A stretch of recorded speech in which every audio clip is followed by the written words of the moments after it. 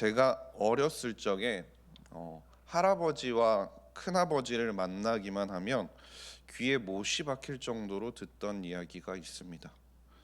그건 넌 이천서씨 간무공파 24대 손이다 라는 말이었습니다. 그 당시에는 제가 너무 어렸기 때문에 그게 무슨 말을 하는 건지 잘 몰랐습니다. 그래서 그게 뭔데요? 라고 제가 물어보면 그건 알 거 없고 그냥 외우고만 있으면 된다라는 소리만 하시더라고요. 나중에야 그것이 족보라는 것을 알게 됐고, 그리고 그것이 제가 장손이라는 이유 때문에 외우고 있어야 한다라는 것을 알게 됐죠. 지금도 보게 되면 이 족보에 대해서 중요시하고 종친회와 같은 모임을 유지하는 것도 꽤 많이 있는 것으로 알고 있습니다. 명절에 우리가 뉴스를 보다 보면 하얀 수염을 기른 할아버지들이 한복을 입고 갓을 입고 엄청나게 많은 제사 음식 앞에서 제사를 지내는 모습도 볼 수 있죠. 반면에 그와는 반대로 요즘 세대에게 있어서는 이 족보에 관해서 질문을 하면 많이 모르는 것 같습니다. 제가 고등부 아이들에게 질문만 해봐도 아이들은 그런 부분에 있어서 잘 모르는 것 같더라고요. 그런데 이처럼 족보를 중요시한 이유가 무엇인가요?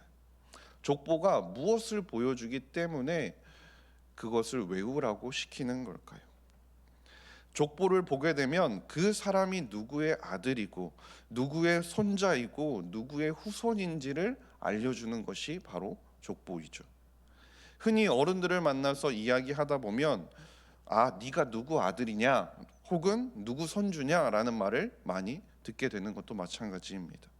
그리고 어떨 때는 보다 보면 서로 인사를 했는데 같은 본관을 가진 성씨를 가지고 있는 사람을 만나게 되면 그 사람에 대해서 내가 잘 알지 못하는데도 불구하고 그것만으로도 친근감을 느끼기도 한다라는 거죠.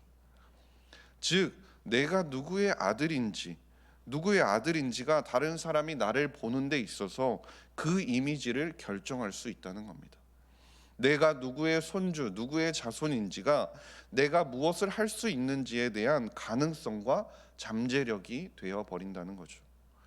우리나라에서 그 족보라는 것이 결국은 그 사람에 대해서 알기도 전에, 그 사람이 어떤 사람인지에 대해서 많이 알기도 전에 어디 본관, 어디 족보에 속해 있는지가 결국 그 사람이 어떤 사람인지, 어떤 가능성을 가지고 있는지를 결정해 버리는 역할을 한다는 것입니다. 우리나라와 비슷하게 유대교에서도 이처럼 선조들에 대한 기록을 보존하는 것, 그 족보나 가계도를 보존하는 것이 일반적이었습니다.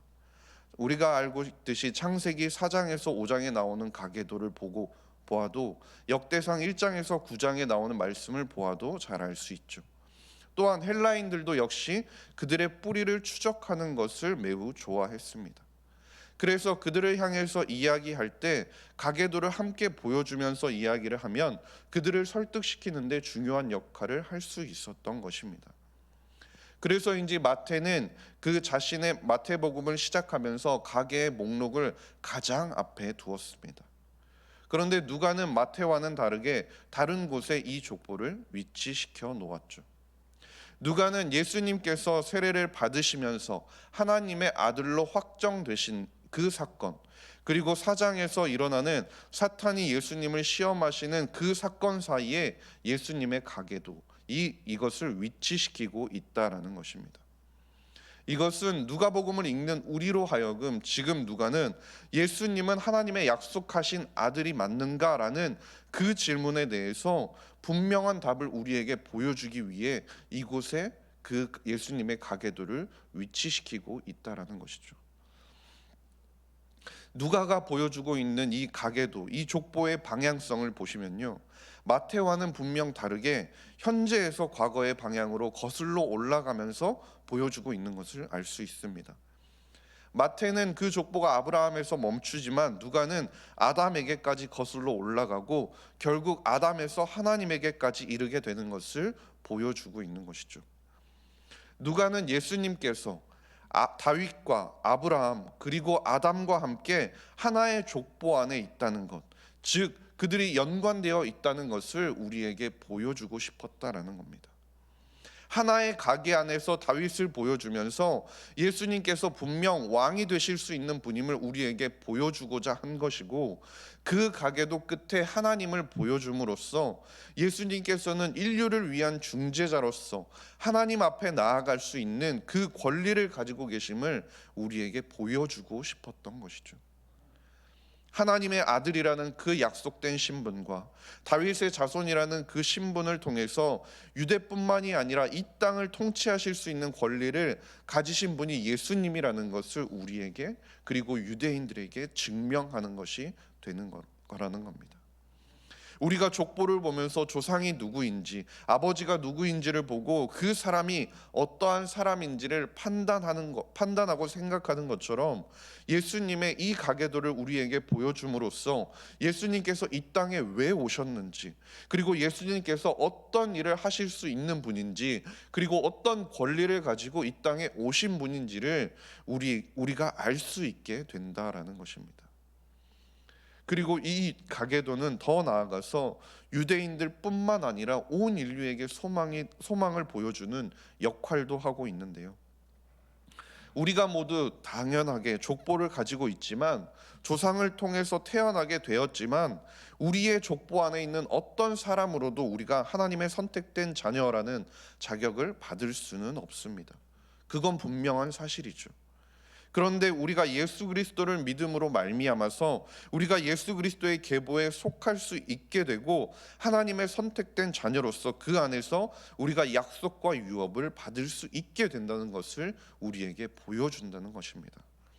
갈라디아서 3장 29절 말씀에도 너희가 그리스도의 것이면 곧 아브라함의 자손이요 약속대로 유업을 이을 자니라라고 말씀하고 있습니다. 우리가 예수를 믿음으로써 우리가 하나님의 축복 속에 접붙임 바 되었다라는 것입니다.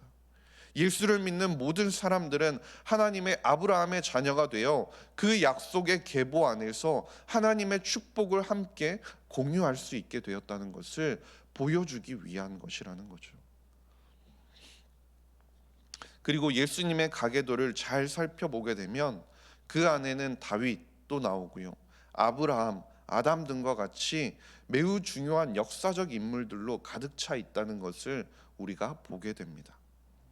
그 중에는 하나님과 친밀하게 동행했던 사람들, 너무나 가깝게 지내며 친밀하게 동행했던 사람들도 있지만, 또한 그들의 행보가 일정치 않았던 사람들도 있습니다.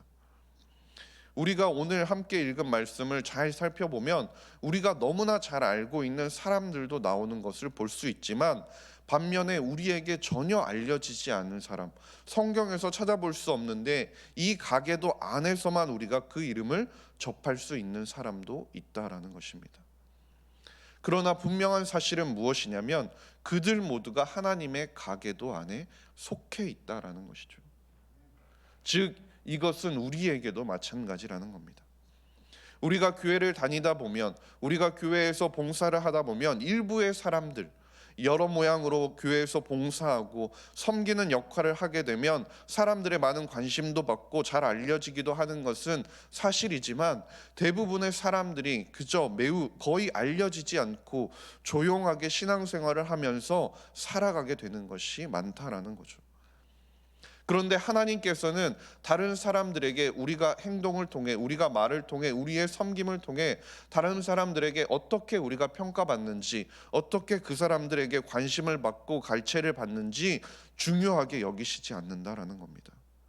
우리 모두가 하나님의 자녀로서 교회의 머리 대신 예수 그리스도 아래에서 한 가족 한 가게 안에 속하게 되었고, 하나님께서는 그렇게 됨으로 말미암아 우리 모두를 알고 계시며 하나님의 자녀로서 우리 모두를 존귀하게 여기고 계시다라는 사실입니다.